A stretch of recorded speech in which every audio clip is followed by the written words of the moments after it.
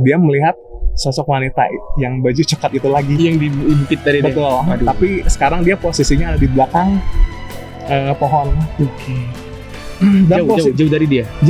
Cukup jauh dari dia. Dia ngeliat lagi dia di belakang pohon, tetapi dia hanya kelihatan mukanya aja. Dan itu mukanya sama kayak yang hari pertama, senyum panjang tanpa gigi. Senyum gitu, senyumnya panjang.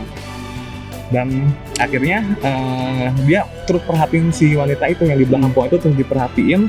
Setelah diperhatiin, dan yang paling saya ngedengar waktu dia nelfon saya itu, dia langsung merinding.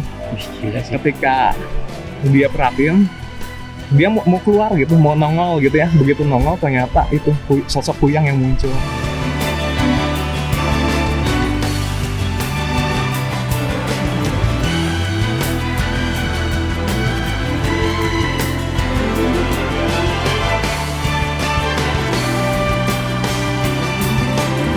Oke, selamat apa nih Pak ya? Selamat pagi, siang, sore, malam di situ ya. Boleh. Nonton ya.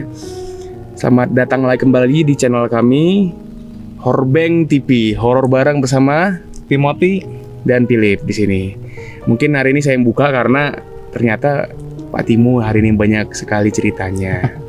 Jadi akan menjadi narasumber kita. Benar Pak Timo ya? Benar. Jadi pada hari ini kita mau banyak cerita tentang yang akan diceritakan oleh Pak Timo, dan teman-teman nanti mungkin bisa mengkomen di bawah untuk melihat dan merating bahwa dari 1 sampai 5 Pak ya. Apakah cerita-cerita yang menarik dan atau menakutkan, silahkan komen di bawah. Semakin menarik dan semakin menakutkan bintangnya 5. Iya. Kalau biasa-biasa aja 3 lah ya. 3 lah. Iya. Kalau misalnya 1 ya nggak apa-apa. Kita terima. Yang penting nanti ada ya teman-teman ya. Yang penting komen di bawah. Yang penting komen di bawah. Oke. Mungkin untuk saran-saran juga, siapa tahu ada saran untuk kita mungkin bisa diberikan juga. Oke, kita langsung aja ke cerita pertama. Cekidot.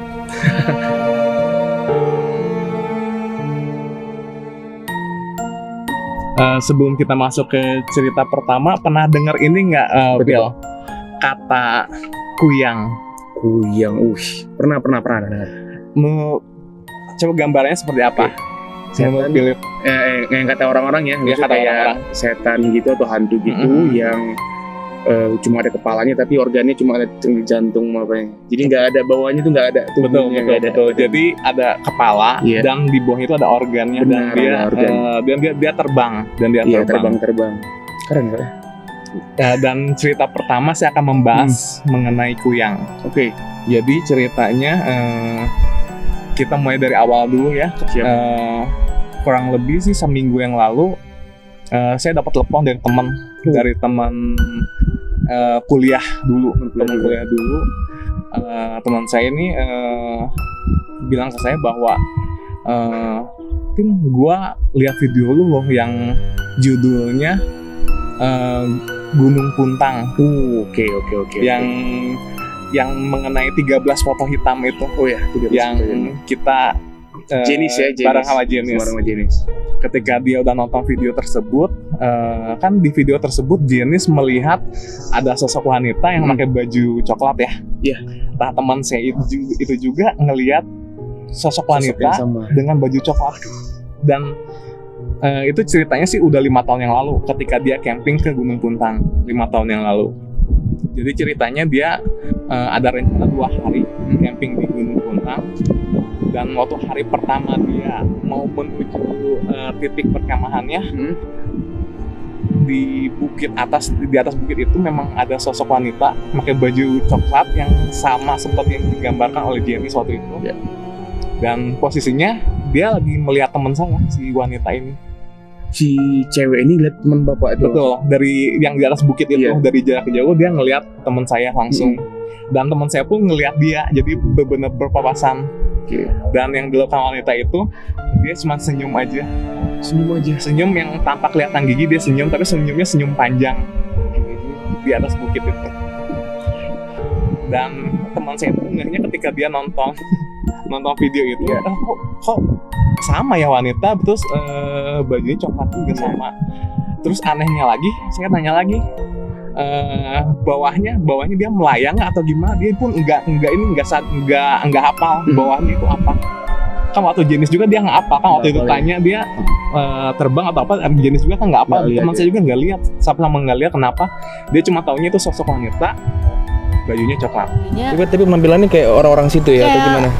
Aku nggak ngerti, pokoknya aku tahu. Aku ngeliat kayak punggungnya pakai baju coklat. Coklat. Celananya nggak ada ya? Jeans kah atau gimana? Nggak lihat. Mungkin melayang kali ya. Oke. Tapi akhirnya tanpa berpikir negatif apa, udah jalan aja biasa ke titik perkemahannya. Nah, di malam pertama udah nyampe di titik perkemahan, di malam pertama itu udah mulai memang ada keganjilan, dia ngerasa ada yang aneh. Oke, ada perasaannya ya. Jadi dia berkemah itu 3 orang, dan di kemahnya itu dia sengaja pasang satu lampu neon aja, satu lampu neon di kemahnya. Jadi ketika dia tidur bertiga itu, kan sengaja lampu neon itu nggak dimatiin. Iya. Udah ada ada cahaya aja. Ya. Dan ketika dia tidur, dia merasa ada bayangan hitam yang lewat. Waduh. Jadi logisnya gini, Pil, lu lagi tidur, terus tidur nih, lampu nyala. Oke. Terus kalau ada yang lewat, kerasa ya, ada hitam lewat. Ya. Nah seperti itu, perasaannya seperti itu. Jadi ada yang melayang lewat gitu, hitam. Dan itu bukan sekali, terus berulang-ulang setiap malam itu. Dalam beberapa jam itu lewat lagi hitam. Hari pertama cuma itu sih gangguannya, hari pertama. Begitu masuk hari keduanya, dia siangnya dia mau ke aktivitas seperti biasa. Lalu ketika malam keduanya ketika dia mau ngambil air, dia melihat sosok wanita yang baju coklat itu lagi, yang di bukit tadi. Betul. Tapi sekarang dia posisinya ada di belakang pohon. Oke. Jauh dari dia. Cukup jauh dari dia. Dia ngeliat lagi, dia di belakang pohon, tetapi dia hanya kelihatan mukanya aja. Dan itu mukanya sama kayak yang hari pertama, senyum panjang tanpa gigi, senyumnya panjang. Dan akhirnya dia terus perhatiin si wanita itu yang di belakang pohon itu, terus diperhatiin.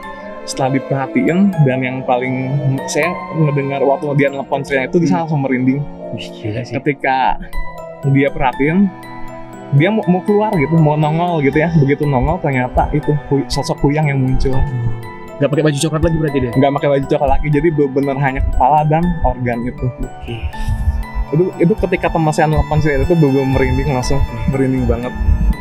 Dia lari. Jadi abis itu dia langsung lari ke kemah, terus dia ngomong ada kuyang gitu ke temen-temennya. Tapi begitu biasa ke tempat yang spot itu memang udah nggak ada, udah pergi. Jadi 2 malam di sana ya? 2 malam, begitu besok paginya udah langsung pulang. Ngeri banget ya. Ini cerita pertama kita, Pak. Cerita pertama. Gila. Merinding banget. Itu ketika teman saya cerita itu, merinding banget loh. Merinding banget. Dan waktu itu beberapa hari kemarin sih saya sempat nge-browsing, ternyata ada beberapa pendapat orang itu Kuyang itu sebetulnya bukan arwah loh, atau bukan setan, tetapi dia itu seorang manusia yang udah bikin perjanjian dengan makhluk lain. Setelah bikin perjanjian, dalam perjanjian itu fungsinya buat apa? Katanya fungsinya buat kekuatan sama kesaktian katanya. Untuk si cewek ini? Untuk si manusia yang sudah melakukan perjanjian dengan makhluk lain. Dan tapi perjanjian itu kan tentu harus ada bayarannya ya. Bayarannya yaitu katanya si Kuyang ini teh biasanya suka ngarah bayi, suka makan bayi katanya gitu, atau suka makan juga hewan juga, menghisap darah hewan juga gitu. Katanya gitu. Tapi akan terus hidup berarti dia? Kalau itu sih saya nggak tahu. Ya. Tapi katanya kalau ketemu Kuyang, kalau kita tusuk gitu ya si kepalanya pakai pisau, bakal mati karena itu bentuknya manusia. Dia manusia berarti. Terus waktu saya baca-baca juga di Google juga, katanya kalau kita, jadi dia ritualnya, saya nggak tahu lu tahu atau enggak ritualnya deh. Jadi ketika malam-malam dia melakukan ritual itu, nanti si kepalanya terpisah, dia terbang kepalanya. Dan katanya yang si kepala yang terbang itu teh sebetulnya udah dikendaliin sama si makhluk itu. Udah bukan manusia lagi. Jadi katanya kalau kita ketemu nemuin badannya, katanya si badannya langsung ditusuk pakai pisau aja itu bisa mati gitu. Tusuk aja atau kita lukain itu bisa mati. Jadi kayak semacam ritual gitulah, ritualnya. Jadi kuyang itu sebetulnya bukan arwah atau bukan setan, tapi dia melakukan perjanjian ritual gitu untuk kesaktian. Bayarannya itu makanya dia si kuyang itu suka menghisap darah hewan. Jadi kalau misalkan ada di suatu tempat tertentu ada hewan mati, mungkin bisa karena itu mungkin mungkin. Dan di Indonesia sendiri ada tiga permaknaan nama kuyang tersebut. Kalau yang sebetulnya nama kuyang itu paling terkenalnya di Kalimantan ya. Di Kalimantan karena di Kalimantan kan masih banyak hutan ya. Kalau di Bali itu namanya leak, Leak, lik berarti. Lik.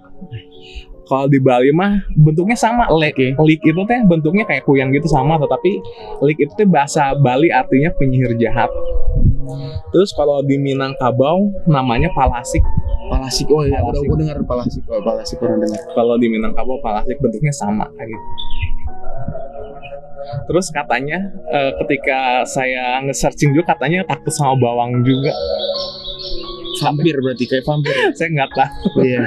Ingat nggak ceritanya Jenis yang waktu temannya itu yang di kosan terus tiba-tiba dia ngegosok bawang ya. Waktu di rumahnya itu ya. Di rumah itu yang dia tiba-tiba takut terus lari terus dia gosok bawang. Mungkin ada hubungannya sama itu ya. Mungkin.